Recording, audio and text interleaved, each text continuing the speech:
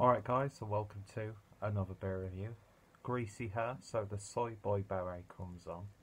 And today we're going back over to Mikkeller, San Diego. And we are looking at a can of the Puddin Pop. I can't do a Bill Cosby impression. Not that that's a good thing nowadays with what dirty old man Bill has been up to. Yeah, I just as soon as I saw the name of the beer, that's instantly where you go to. And if you want to hear a good impression of Bill Cosby, then I highly recommend. Even though he doesn't like do it regularly or anything like that, but Chris from On the 10th in stream chats likes to break out the old Bill Cosby. And no, I don't mean by putting roofies in people's drinks. He does a really good impression. And I was actually supposed to be doing a live review with Joe, Beer Patrol, but these past few weeks and the next coming weeks, it's a bit of a pain for me to be able to put time aside for doing a live review, because I only like to do that when I've got like 2 days off in a row and I'm like in a bit of a late one, because there's no way I can just have one beer on like a hangout. Do you know what I mean? I have no self-control. I'm not an alcoholic. Not an alcoholic because I can go days without having a beer, but if I'm going to be drinking with company, I can't just have one beer and then call it a night, because that's just not what I like to do. So yeah, I haven't actually explained to Joe yet as I'm recording this, but as soon as I've finished, I'm going to be throwing a message down to him. Although we do have a beer that he may be able to get hold of. Not sure if he remembers, but I'll bring that up anyway. So yeah, check out Chris and Joe in the links down below. But yeah, I absolutely love Mikkeller San Diego. Every beer I've had has been like a proper belter. I can't make that clicking sound. It's my wrist that was making the clicking sound. So when I'm trying to throw up gang signs, I just cripple myself. Is that actually a proper I can't remember. As you can see, I'm very white, so we'll stop doing that. And yeah, so Mikkeller San Diego, massive fan of them. Every beer that I've had has been just fantastic. It really has, and especially their stouts. Oh, they do some absolutely mind-bending stouts. Last night, I did actually have the Fudgesicle, Beer Geek Fudgesicle from Mikkeller as well, because both of these beers came from the July box, and that was just an orgasmic treat, if there ever was one. It was just absolutely wonderful. So, fingers crossed that this one is just as good, and hopefully it might be a little bit better. So this is the Puddin Pop Stout Series, Imperial Stout brewed with chocolate, vanilla, lactose and sea salt. I mean, I could have done a review with Joe within the next few weeks, but I've had this for a little while now, and I really don't want any flavours to fade, to be honest. Not that I don't think flavours would fade too much, but I've just been wanting to drink this, and it's just not worked out. So, Joe, very sorry about that, but I'm sure we'll have plenty of live reviews coming up. But yeah, fantastic artwork as per usual from Keith Shaw. One of these just empty cans with a label stuck on it. I like how like rough that looks. Do you know what I mean? It's just, I like that style, and it's cheap for the brewery, obviously. Well, that being said, they have to have that like specifically printed, and it's on my stock. So, is it actually cheaper? I don't know, but it looks good. It certainly looks good. And yeah, you've got Harry and Sally chomping on some Puddin Pops. And this, I'm going to stop that now. This is coming in at 10% ABV. So I've heard very good things about this one on the Mikkeller Beer Club Facebook page, which is highly recommended because some great beery discussion on there. Unlike a certain UK-based Facebook group, but we won't really talk about that. And oh my god, that is a very generous fill indeed. See, that's what I love about these beers. They're like literally full right to the top, and that's like staining the can already. So using my beer Varna glass for this one. Oh my god, look at that. We've struck oil. I was making this reference in the Fudge Skull review. God, that is dark. And I was struggling to remember the name of There Will Be Blood with Daniel. Fucking, I can spell that from here. What's his name? That British actor. Oh no, he's not. Is he British or Australian? Daniel Day-Lewis, fantastic actor, and it just reminded me of that. But I was like stuck for about 3 minutes on that review talking about that. But yeah, look at that. That is dark. Head dissipated quickly. Just look at that mess around the top of the glass.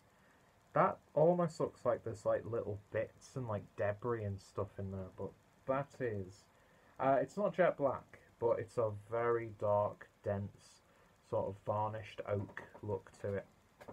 And it just looks sludgy as hell. It really, really does. But I noticed as I poured in, there was quite a big rush of carbonation, so very intriguing. But it's dirty in the glass already. Just look at that. So let's see what we get on the nose. And of course, I spill it on myself. And that is probably one of the darkest, like dark brown imperial stouts I've ever had. Obviously, because I've got very pale skin, it stands out a little bit more. But on the nose,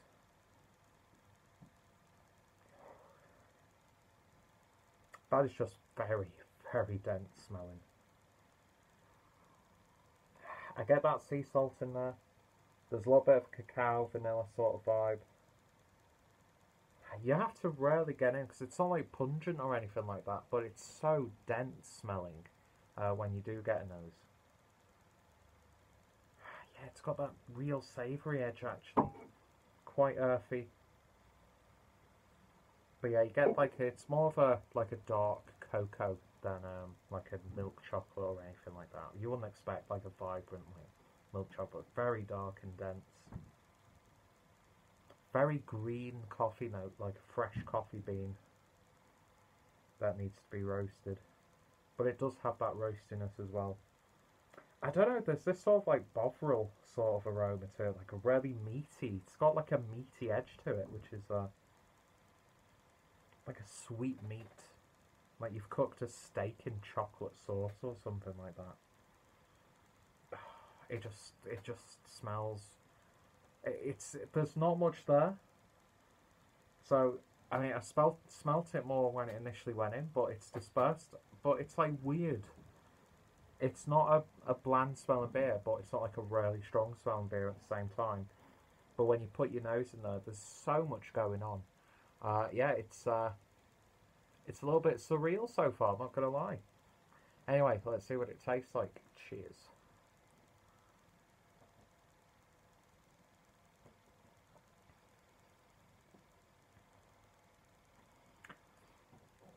Well, you don't forget that sea salt in there on the back end. But yeah, that's very earthy. It's not really a sweet beer at all. It's a very subtle vanilla edge. But yeah, I'm getting like a beef stock almost. It's like you've made a chili, like a chili con carne, and you've actually grated some dark chocolate in there. But then you get this really intense chocolatey fudge cake character. That's silky smooth though. That is like you've crushed Maltesers, melted them down. I'm taking this hat off. I don't care how greasy my hair is. Look at that. That is a mess, isn't it? Hopefully getting this cut this weekend. And I found out that there's a place in Manchester doing Unit 101, which is the, is it Beer Merchants or Honest Brew shop that they have in Manchester, where they're doing Augustina in Growler fills. So me and the Cloudwater Growler are going on a bit of a trip and get my hair cut as well, so sounds like a good day to me. But yeah, this beer is a little bit of warmth going down, but aside from that, no ABV burn or no alcohol presence.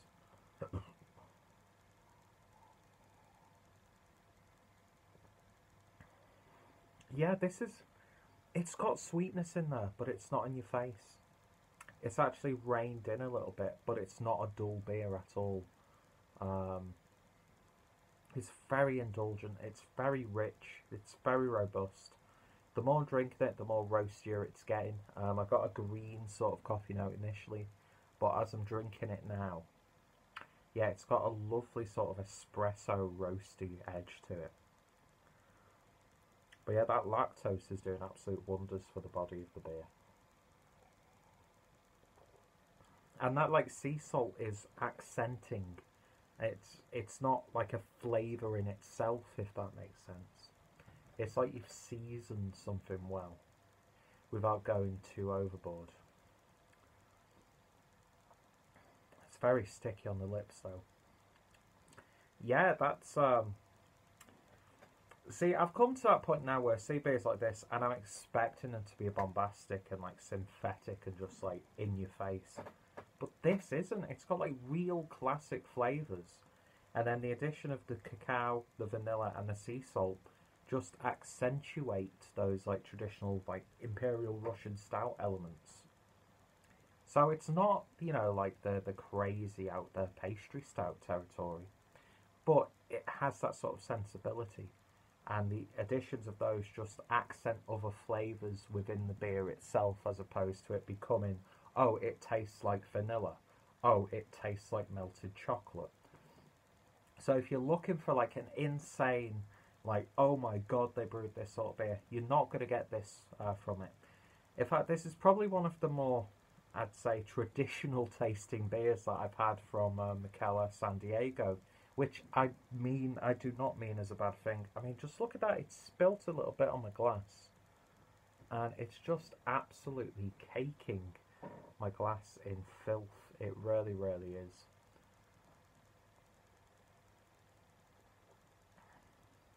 Yeah. Bit of ginger, cinnamon, allspice in there as well. It's like cake batter that's not properly cooked through, so it's still a little bit like sludgy. Which you shouldn't, I don't know if you really should eat that because you might be sick, but yeah, this to me was a bit more like sweet and in your face. I mean, it's unfair to compare them, but I'm comparing them because they came in the same box. But yeah, that's absolutely lovely, lovely beer. And I appreciate it because it's not bombastic or outrageous or, you know, ridiculous in any way. But just look at that as that's pouring in. Move it there. Yeah. Give that a swirl. Yeah, that is very intense. I don't know, it's very carbonated though, but you don't get that in the body. It's really smooth. But look at that. It's just fantastic stuff. It really, really is. And there's like little clumps on the top now.